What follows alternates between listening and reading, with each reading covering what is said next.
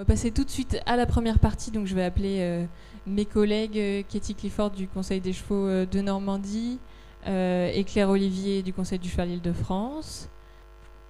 En attendant, comme on l'a dit, le projet Équifumier il rentre dans le cadre du contrat de plan interrégional État-région Vallée de la Seine. Et il est financé par l'ADEME, la région Normandie et la région Île-de-France.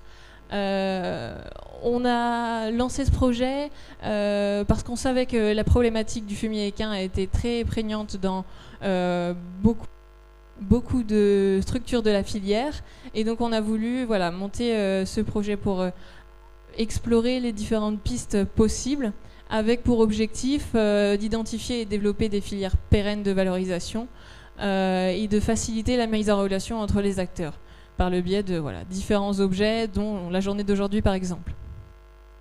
Donc le projet Équifumier, comme Madame Charrière l'a dit, c'est un partenariat entre différents acteurs, donc la société Atanor, l'association Biomasse Normandie, les conseils des chevaux Île-de-France et Normandie, la Chambre d'agriculture régionale de Normandie, le domaine de Grosbois, l'IFCE, coordinateur, et le lycée agricole d'Yvetot et la start-up Veragro. Bonjour à tous, donc moi je suis Katie Clifford et je représente donc le Conseil des chevaux de Normandie pour ce projet. Claire Olivier, donc moi je représente le Conseil du cheval d'Île-de-France et je suis chargée de ce projet Équifumier. Donc on va présenter les actions pour lesquelles les conseils des chevaux ont été mobilisés. Ici, il s'agit de l'action 1, donc il s'agit d'une enquête qui a été faite auprès des producteurs de fumier équin sur les deux régions, en Île-de-France et en Normandie.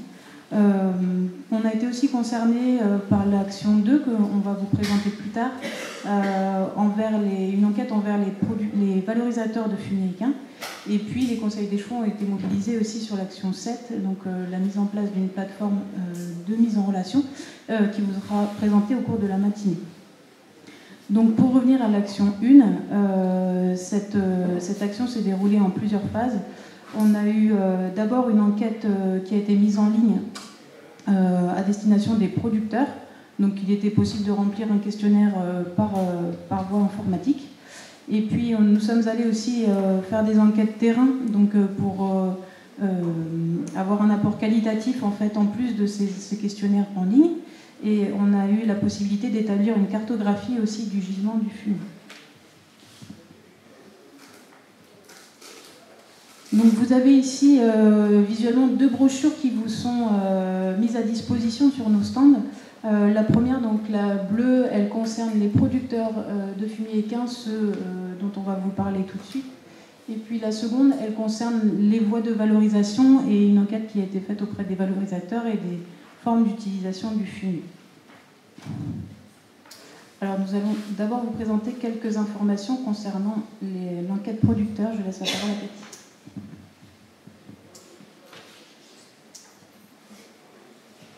Alors, dans le cadre de cette première action, une enquête producteur a été envoyée, comme vous l'a dit Claire. Donc, moi, je vais vous parler de la Normandie. Il y a eu 669 répondants. Et comme vous pouvez le voir à l'écran, la majorité d'entre eux, ce sont des éleveurs, des pensions et des centres équestres. À savoir qu'un individu peut avoir plusieurs activités.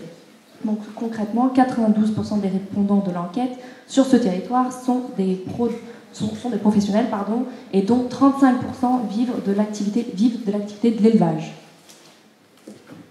Alors nous, pour l'Île-de-France, ce sont essentiellement des centres équestres qui ont répondu parce que c'est eux qui représentent la majeure partie des professionnels du cheval sur ce territoire. Et donc nous avons eu 333 réponses exploitables sur ce territoire. Et donc pour les activités représentées, c'est essentiellement les activités de pension, de valorisation sport et puis d'instruction dans les centres équestres. Donc vous avez ici la cartographie des deux territoires concernés. Donc ces cartographies, elles ont été établies à l'appui des chiffres estimatifs de volume de fumier équin produit sur les territoires. Donc on s'est basé sur les réponses des répondants à l'enquête pour établir cette cartographie. La répartition territoriale, elle est visualisée par canton en fait. Vous visualisez les différents cantons des deux régions sur ces cartes. Et donc pour l'Île-de-France, on reconnaît les territoires de Rambouillet et des alentours de Rambouillet pour l'ouest parisien, ainsi que Maisons-Laffitte. Ce sont des territoires qui accueillent beaucoup de chevaux, beaucoup de structures équestres. On a aussi le pays de Fontainebleau et puis Paris Intramuros qui a peu de structures mais reçoit beaucoup de chevaux. Et enfin un petit peu l'Est parisien aussi avec la Seine-et-Marne, le centre Seine-et-Marne qui réceptionne aussi beaucoup de structures et de chevaux. Du côté de la Normandie, les lieux de production sont davantage répartis et il est possible de distinguer notamment les environs donc, du Haras du Pin et le Pays d'Auge où sont concentrés de nombreux chevaux. Et donc on estime le gisement de fumier équin en Normandie à environ 539 219 tonnes.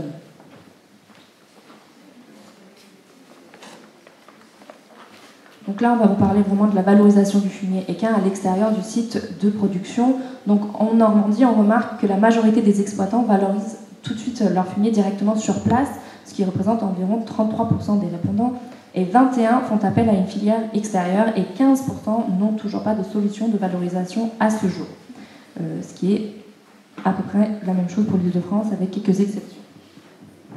Voilà, donc en Île-de-France, on a beaucoup de structures qui exportent leur fumier équin parce qu'évidemment, les structures équines sont, même en grande couronne, ne sont pas de très grande surface et il n'y a pas forcément la possibilité de valoriser le fumier équin sur place et il est majoritairement exporté. Donc vous voyez que 38% utilisent une filière extérieure. Et même ce qui est un petit peu inquiétant, ce sont les 21% qui n'ont pas de solution, donc ils doivent certainement externaliser, mais la solution qu'ils ont actuellement n'est pas pérenne.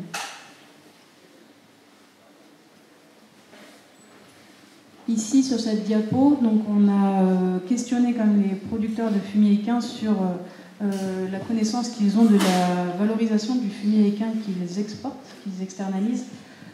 Donc en Île-de-France, la valorisation est essentielle, c'est l'épandage brut.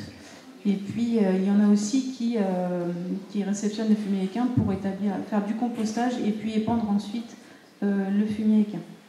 Et enfin la troisième voie de valorisation, donc c'est la récupération par les prestataires. Donc l'issue de la valorisation est dans ce cas pas connue des producteurs de fumier équin malheureusement. Pour la Normandie, on retrouve plus ou moins les mêmes voies de valorisation, sauf pour la partie donc, valorisation par un prestataire. Ce qu'on va retrouver davantage en Normandie, c'est l'utilisation du fumier pour la litière pour d'autres animaux, ce qui représente, comme vous le voyez à l'écran, 13%.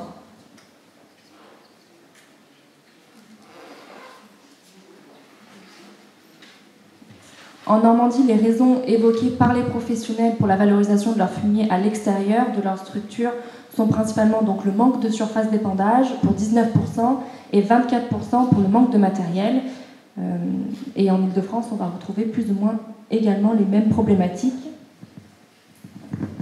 Nous, on retrouve donc essentiellement la problématique des surfaces, ne serait-ce parce qu'il n'y a pas de surface d'épandage pour ceux qui sont producteurs de fumier équin, mais ils ont même la problématique, la première problématique, c'est celui du stockage pour de nombreux d'entre eux. Ensuite, l'autre souci qu'on rencontre, c'est le manque de matériel pour gérer la valorisation du fumier équin. Et puis, assez fréquemment, le manque de connaissances aussi sur les procédés de valorisation sur site, si c'est possible, ou à l'extérieur.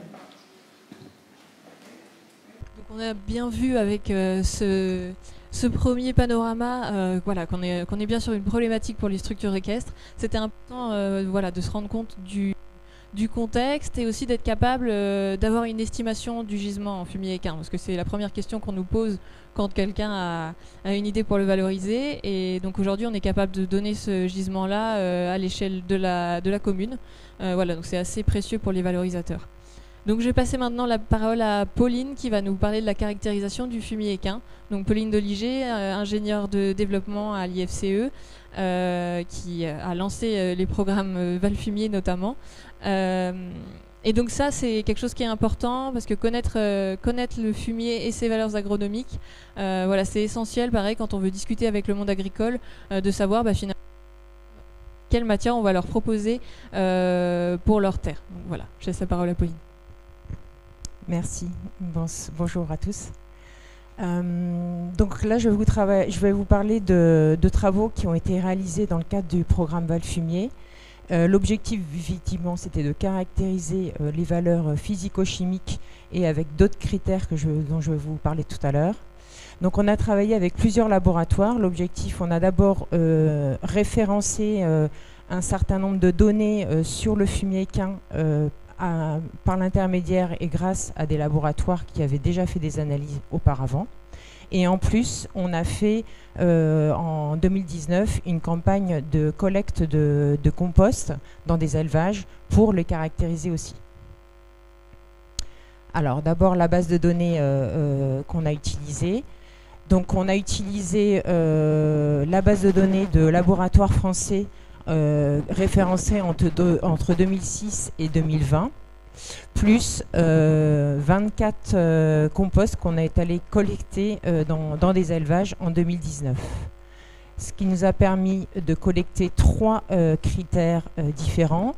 Les caractéristiques physico-chimiques, c'est-à-dire les teneurs en nutriments, la matière organique, azote, phosphore, potasse et autres nutriments minéraux. Les données de microbiologie, c'est-à-dire les concentrations en pathogènes, puisque ce sont des questions qui étaient souvent posées en disant est-ce que le fumier équin est facteur de transmission de maladies. Voilà. Donc des pathogènes majeurs qui sont d'abord analysés fréquemment dans le cadre des autres matières organiques.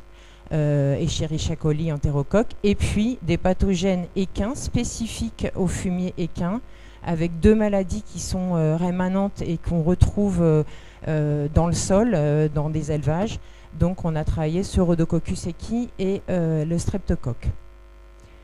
Et puis une autre question qui a été posée, c'était les résidus médicamenteux. Est-ce que finalement le fumier équin contient des résidus des médicamenteux? Donc ça, c'était aussi des questions qui étaient posées.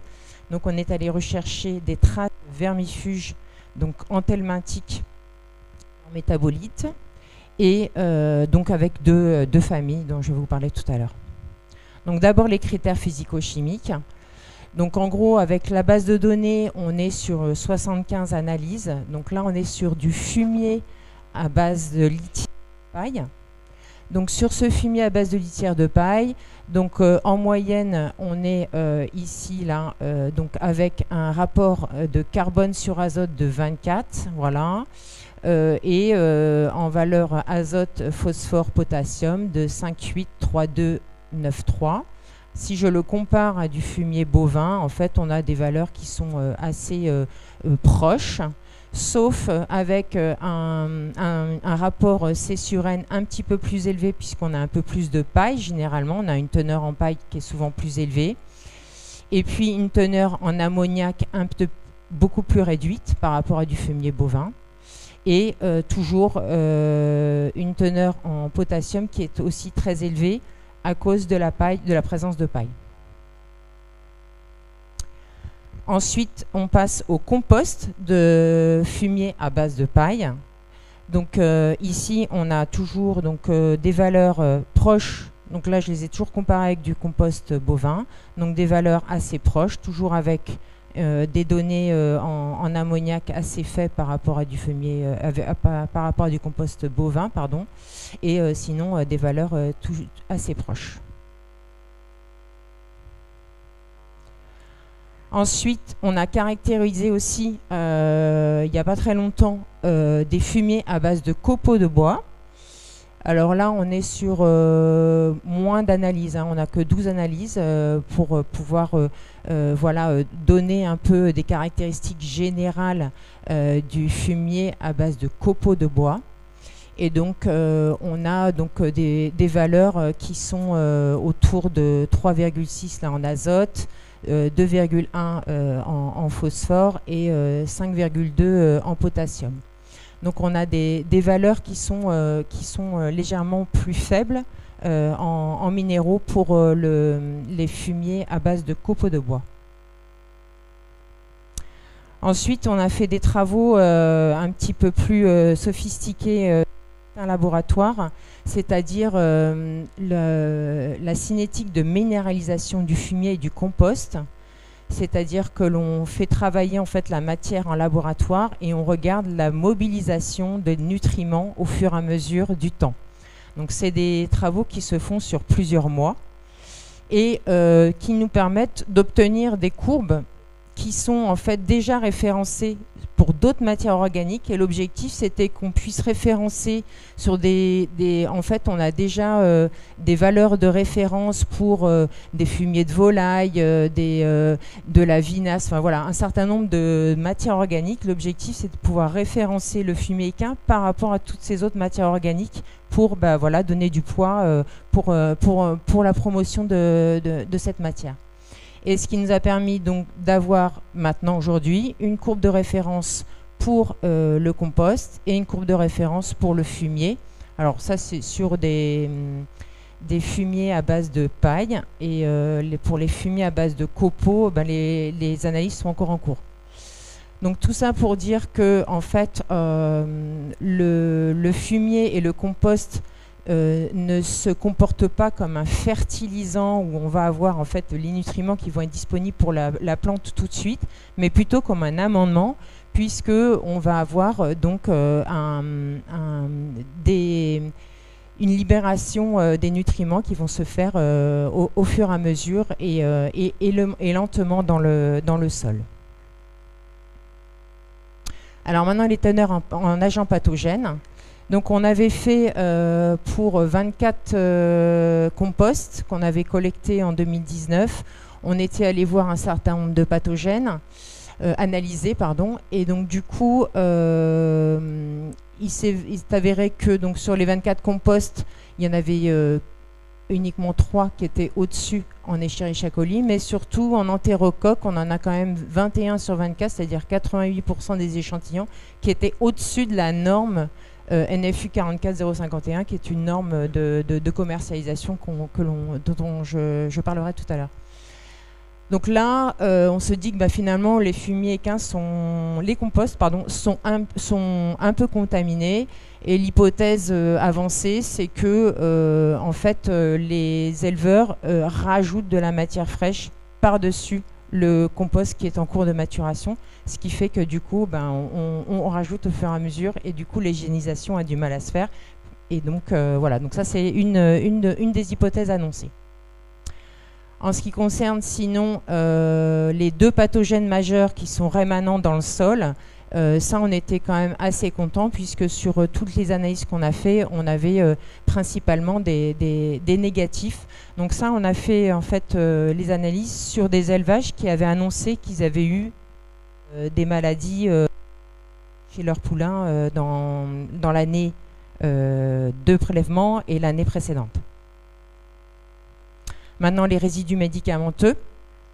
Donc là on a fait sur toujours ces 24 analyses, on est allé rechercher des molécules d'avermectine qui sont la même famille que l'ivermectine, et puis d'autres familles, les benzimidazoles et des métabolites qui sont proches. Et donc on a retrouvé, alors c'est des quantités très très faibles, on est en microgrammes par kilo. Donc on a retrouvé quelques 4 composts dont on a retrouvé des benzimidazoles fenbendazole, et puis 5 avec du pyrantel. On est sur des doses très faibles, et donc on a essayé donc du coup de les comparer avec des valeurs de référence d'écotoxicité, qu'on a eu du mal à trouver d'ailleurs dans la littérature, mais on en a trouvé un petit peu, donc on les retrouve ici.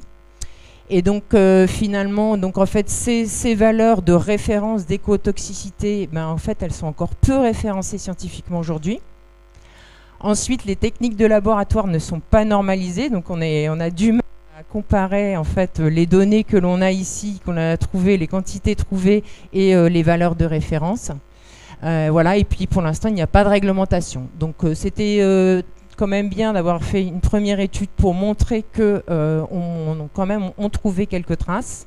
Donc la conclusion, c'est que, et donc là on était bien sûr que des élevages qui faisaient de la vermification systématique dans leur exploitation pour tous les animaux. Et donc là l'idée c'est bien de dire que l'utilisation systématique des vermifuges dans les élevages, il y a un impact écotoxicologique qu'il faut prendre en compte. Donc ce qu'il faut retenir, donc les fumiers compostés équins, ils sont proches des valeurs fertilisantes des effluents bovins pailleux. Ils sont riches en phosphore, en potasse et en matière organique. L'azote est présent sous forme organique et peu mobilisable à court terme pour la plante. Donc on peut considérer que ce sont des amendements organiques qui vont améliorer la rétention en eau et la structure du sol. Et ils participent au stockage du carbone, bien sûr. Le compost est préféré au fumier, puisque c'est une matière hygiénisée, si on respecte bien les phases de montée et qu'on ne mélange pas du fumier frais avec du fumier en cours de maturation, bien sûr. Il est homogène, stable et avec une teneur en paille réduite par rapport au fumier, et donc avec un effet amendant plus rapide du compost par rapport au fumier. J'en ai pas parlé tout à l'heure, mais c'était ça. Et puis, il faut privilégier une conduite raisonnée des traitements médicamenteux, vermifugation, pour limiter l'écotoxicité dans les sols. Merci. Je vais vous présenter le statut du fumier. En fait, les points réglementaires qui s'appliquent au fumier équin. Donc, on a plusieurs textes réglementaires qui s'appliquent à la gestion et à l'utilisation du fumier de cheval. Alors, ce n'est pas spécifique au fumier de cheval, hein. En fait, ce sont des textes qui sont communs à tous les autres effluents, à tous les effluents d'élevage en général. Alors, on en a une première... Pardon. On a un premier texte qui est un texte européen, qui est une réglementation sur les sous-produits animaux. Donc, on a deux textes, hein, la R 1069 et la R 142. Et qui va définir les sous-produits et les règles d'utilisation.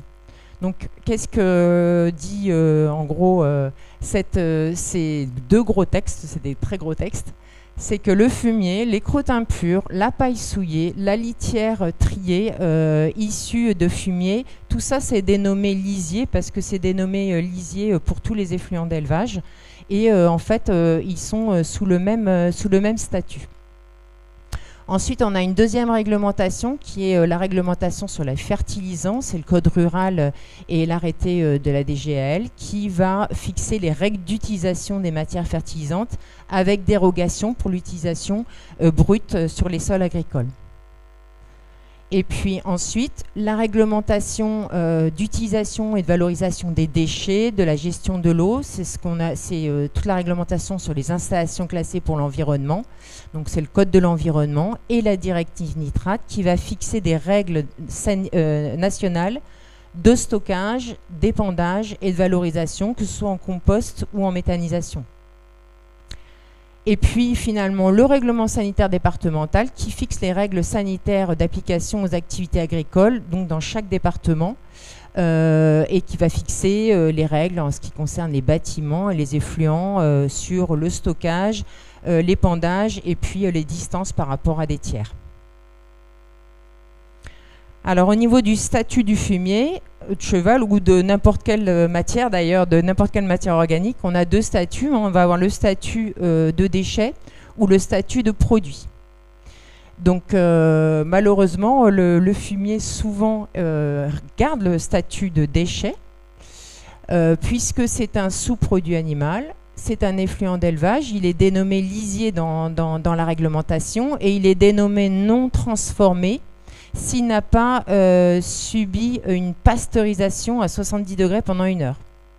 Donc en gros, toutes les matières dites non transformées dans la réglementation, hein, donc un compost qui n'a pas subi une pasteurisation est un produit non transformé. Donc toutes les usines ou les plateformes de compostage qui font de la conversion, même du compostage mais avec des températures inférieures, restent sous la dénomination non transformée. Et donc toutes les matières dites non transformées, c'est-à-dire un déchet, l'utilisation, elle ne peut se faire uniquement pour un retour au sol dans les sols agricoles sur le territoire national. Donc on ne peut pas commercialiser à un particulier, par exemple. Il faut que le retour soit sur des sols agricoles. Ça peut être d'un exploitant à un autre d'ailleurs. Voilà. Donc pour la réglementation, la matière non transformée, elle est non hygiénisée. Donc c'est tout ce qui est fumier, compost, lombricompost non normé, digestat de méthanisation. On parlera au cours de la journée. Et puis donc il y a le statut produit qui lui parle de la matière transformée. Et donc la matière transformée, elle est uniquement transformée dans une usine agréée. Donc ça, c'est la réglementation qui fixe les conditions en disant qu'il faut qu'il y ait un réacteur ou une zone fermée avec un standard UE pour réaliser la pasteurisation à 70 degrés pendant 1 heure. C'est d'un point de vue sanitaire, avec des installations qui vont enregistrer et contrôler les températures et ensuite analyser aussi les matières. Donc soit c'est effectivement transformé, soit c'est sous dérogation, et c'est-à-dire que sous dérogation, je vais vous en parler juste après, on pourra utiliser pour la fertilisation des sols, mais aussi en hors-sol, ce qui n'est pas le cas ici. Voilà, et il peut y avoir une autorisation de mise en marché pour les professionnels et les particuliers. Donc quelles sont les dérogations? Elles sont ici. Donc, par exemple, la norme NFU 44051 dont je vous parlais tout à l'heure. Donc, cette norme, en fait, on va analyser la matière et on a un certain nombre de critères pour lesquels le fumier doit être au-dessus, donc avec un taux de matière organique supérieur à 20%. Et puis, par contre, des valeurs limites à ne pas dépasser sur ce qu'on appelle les ETM, les éléments traces métalliques. Voilà. Des valeurs à ne pas dépasser sur des composés toxiques, des composés traces organiques, et puis certains pathogènes dont je vous ai parlé tout à l'heure.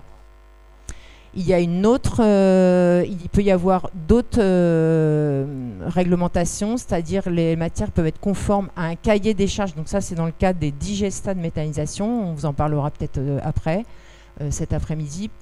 Et donc, il y a donc des cahiers des charges qu'on appelle DISAGRI pour les digestats de méthanisation avec des critères un peu spécifiques. Enfin bref, tout ça est en cours. Il va y avoir une nouvelle réglementation à venir sur toutes les matières fertilisantes et supports de culture, et dont le fumier de cheval va être concerné, bien sûr. Qui va reprendre en fait toutes ces, entre guillemets, ces anciennes normes, parce que effectivement ça devient un petit peu obsolète, et tous les cahiers des charges, donc tout va être pris en compte, mais ce n'est pas encore sorti, les textes ne sont pas encore sortis. Merci beaucoup Pauline pour ces données sur la valeur du fumier, la valeur du compost, comme je vous le disais, qui sont des choses qui sont très importantes à connaître et qui répondent à des questions qu'on nous posait souvent sur au final qu'est-ce que ça va apporter à mon sol, et également pour ce cadrage réglementaire aussi essentiel quand on veut lancer une filière de valorisation du fumier en général. Donc là, on va passer au deuxième volet. Maintenant qu'on a vu des éléments sur la production du fumier équin, on va passer à son utilisation. Donc ce qu'on a fait, c'est qu'on a aussi été voir du côté des utilisateurs potentiels de fumier équin, donc toutes filières agricoles confondues, plateformes de compostage, unités de méthanisation, etc. Toutes filières peut imaginer, pour voir quelle était leur vision du fumier équin, s'ils en utilisaient déjà, quelles problématiques ils pouvaient rencontrer, etc. C'était important pour nous aussi de nous rendre compte de ce contexte-là pour ensuite évoluer dans la suite du projet. Donc je vais laisser à nous vous présenter les résultats de cette deuxième étude. Donc comme l'a dit Oriane, effectivement on avait plusieurs profils dans les utilisateurs du fumier équin qui le transforment ou qui l'utilisent de manière brute. Donc parmi nos enquêtés en Ile-de-France, on a eu 107 répondants qui disaient ne pas utiliser du fumier actuellement, 41 qui n'en utilisent pas mais qui l'envisagent. Et donc déjà 53 personnes qui indiquaient en utiliser. Donc les 107 répondants qui disent ne pas en utiliser, c'est aussi potentiellement des futurs utilisateurs qu'il faut réussir à convaincre de mobiliser cette ressource dans leur valorisation et dans leurs utilisations. En Normandie, il y a eu 150 personnes qui ont répondu et on peut également penser que ce sont des utilisateurs futurs. Et nous, de notre côté, pour pouvoir étoffer cette enquête, il y a eu des appels qui ont été passés durant le dernier trimestre 2022 par une stagiaire et ces appels ont pu mettre en avant qu'il y avait certains freins, entre grands guillemets, et un manque de communication sur cette ressource. Et je pense que Oriane va vous en parler plus tard, mais en tout cas, c'est ce qui est ressorti de ces appels.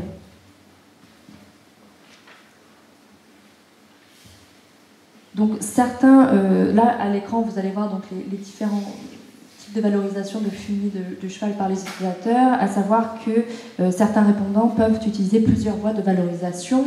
Donc faisant écho justement aux réponses qu'on a eues par les producteurs, l'utilisation première du fumier équin est bien l'épandage direct sur les cultures, permettant un amendement organique des sols. Et on constate également ça pour l'Île-de-France et la Normandie pour l'épandage direct. Alors sur les autres voies de valorisation, donc en Île-de-France, on a recensé et on a eu des retours de certaines usines de méthanisation, donc qui sont implantées plutôt sur le sud-est parisien, en Seine-et-Marne, et puis dans l'Essonne. Et on a eu aussi rencontré des champignonnières aussi. Il y a encore quelques champignonnières dans les coteaux des Yvelines, donc on a eu un peu de retour d'expérience sur ces formes de valorisation et d'utilisation du fumier équin.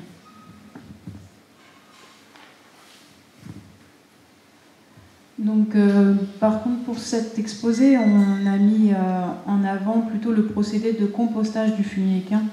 On fait un focus sur ce résultat d'enquête sur le compostage. Donc, vous avez à gauche l'utilisation du fumier équin en compostage au champ et les quantités de tonnes qui ont été traitées. De la même façon, à droite, vous avez l'utilisation du fumier équin sur des plateformes de compostage. Et donc, de la même façon, le volume mobilisé sur ces plateformes. Donc, le constat qui est à faire, c'est que le compostage en bout de champ traite moins en volume, traite moins de volume de fumier équin que sur des plateformes de compostage. Pour autant, c'est moins souvent que le fumier équin est acheminé sur des plateformes de compostage. Et d'ailleurs, sur ces plateformes, on fait le constat que sur les volumes traités, la part du fumier équin est infime et elle mériterait peut-être de faire partie davantage de l'ensemble des déchets traités sur les plateformes de compostage. Voilà, ça semble être la voie de valorisation la plus accessible à mettre en place dans des délais relativement courts, que ce soit sur la structure, même si les professionnels ont les surfaces à dédier à ce type d'utilisation, de valorisation, ou même à externaliser si toutefois il y a une plateforme de compostage à proximité, ou en évitant la problématique du transport qui est à prendre en charge.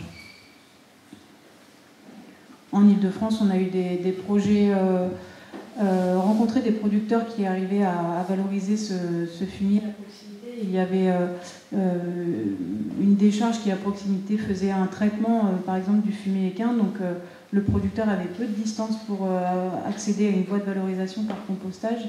Et puis, c'est réfléchi aussi au niveau de communautés de communes sur des plus grandes étendues. Donc, c'est vraiment un procédé qui peut voir le jour assez facilement.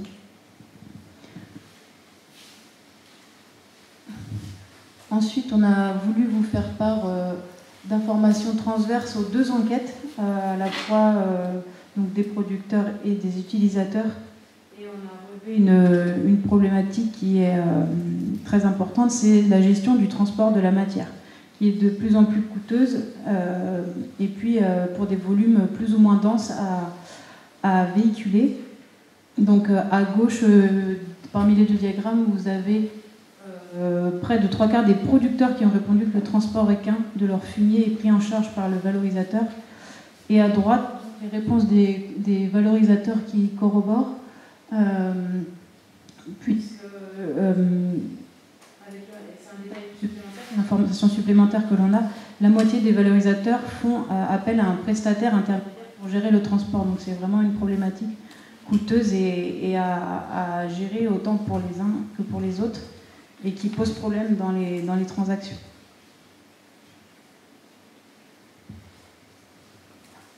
Enfin, on a aussi donc relevé les transactions qu'il y a entre les producteurs et les valorisateurs. Donc on voit ici que c'est encore le don du fumier équin qui est majoritairement exercé, opéré. Vous avez très peu de situations de vente. Et puis la plupart du temps, les producteurs payent l'évacuation du fumier, alors qu'à une époque, on nous a rappelé souvent que les producteurs arrivaient à vendre leur fumier équin, et on est vraiment dans une situation inversée, alors que le fumier équin prend de la valeur économique compte tenu de l'évolution du marché des engrais, et donc la situation pourrait être à une meilleure valorisation de la matière organique à ce jour.